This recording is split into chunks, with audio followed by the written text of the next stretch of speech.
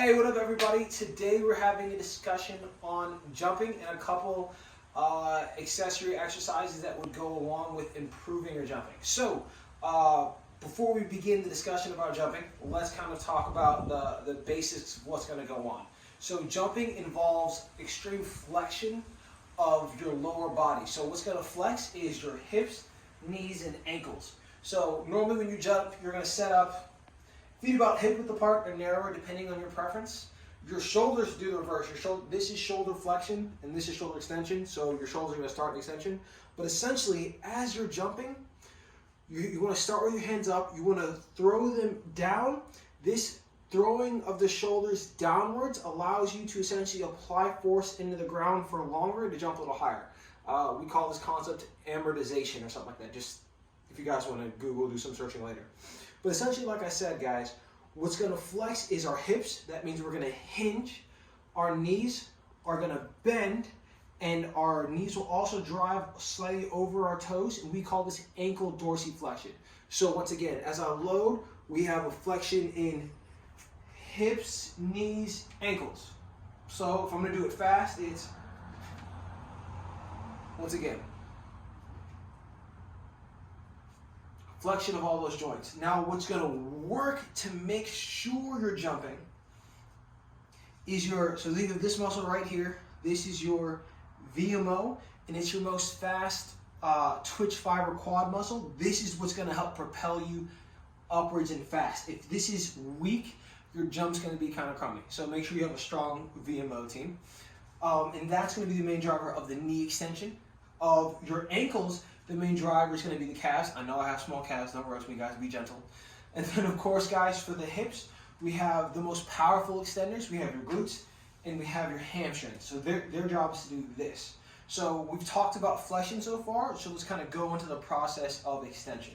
So boom, everything is flexed, hips, knees, ankles. Now I begin my extension. So I'm driving against the ground here. My ankles just pretty much got done extending. My shin's almost vertical, so that's almost the end range of extension of the ankle.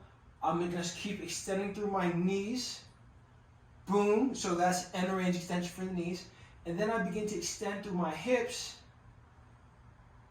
Boom, this is opening up the hips. And then the ankles are going to go into what we call a different range of flexion. We call this plantar flexion. And that's when you kind of rise up on your toes like so. So once again, rapid extension. So I go down, boom, and now from here, I'm driving against the ground. Here, ankles fully extended, knees fully extended, hips fully extended, and then once again, we go into plantar flexion, focusing on VMO, glutes and hams, and calves. And now I'm just gonna go ahead and give a jump just for demonstration purposes, guys. So I'm here.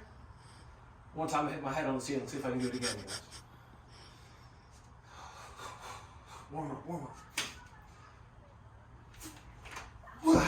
Okay, I think I skinned the ceiling a little bit. I'm kind of proud of myself. But yeah, guys, that was triple extension. I extended through ankles, knees, hips violently, and was able to slightly scrape my head on the ceiling. Proud. There are a lot of movements that can help train triple extension, right? So what happens is, sure, jumping is what we want to get better at. It's something we want to do, something we want to be good at. But I can't just all damn day, right? That within itself isn't going to make me necessarily a better jumper. We want to supplement with strength exercises that can do that. So one of the more common exercises that people do and assign is a power clean. So I have my barbell right here loaded. Now the power clean also focuses on what we just talked about, right? Focuses on flexion of the hip, knees and ankles right here. And then after I get in this position, to complete the movement, I have to force triple extension. So I'm here, I'm coming up, I'm extending through the ankles, knees, and now the hips, and then I catch, right? Boom, just one more time so I'm not talking through it.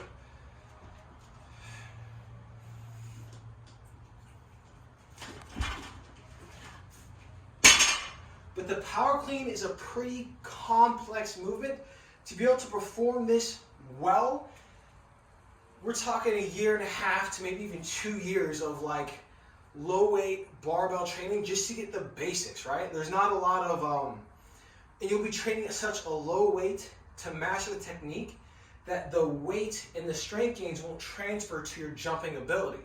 So unless you want to wait like 1.5 years to 2 years. So I don't necessarily advise going straight to the power clean as far as a accessory for jumping. So let me put this away real quick.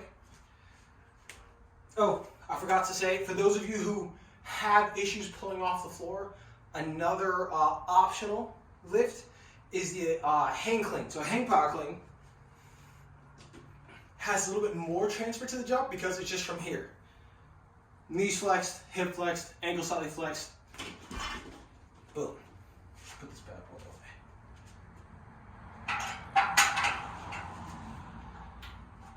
Big guys. So that was the power clean, hang power clean. Once again, focusing on triple extension, very good transfer to the jump if you're good at Olympic lifting. Now, if you're new to Olympic lifting, I don't advocate for that. Not yet. I would recommend something else. I'm going to grab that toy. That, what I recommend is the Hex Bar. So Hex Bar, despite what Mark Ripito thinks about it, is an amazing tool and allows you to focus once again on triple extension. So in this position, the reason why I like the Hex Bar versus a barbell for this training as well is you're going to get to be a little bit more upright and get a little bit more leg drive with the Hex and relieve the low back a little bit. A lot of people will sometimes have a little bit more low back stress because the standard barbell deadlift is a little bit more posterior chain dominant. So if you have any kind of low back previous injury or something like that, the barbell might re-aggravate and or aggravate that. Hex Bar, not so much. So the setup for the Hex Bar, very similar to the power clean, right? So I'm here, and what's happening here?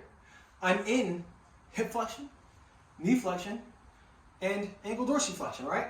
So here, once again, guys, hip, knees, ankles, flexion. Then of course, I get tight and I stand up. Now that would be how I would perform this movement for strength purposes, right? That was very slow, very controlled.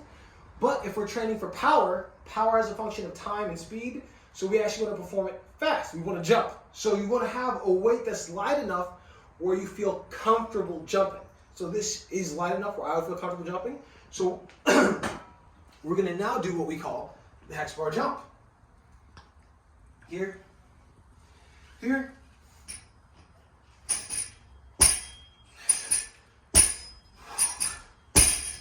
that is the Hex Bar Deadlift Jump, guys. And once again, has way more transfer over to a jump as far as being able to load it heavier. I can load this and jump heavier than I would be able to like a power clean.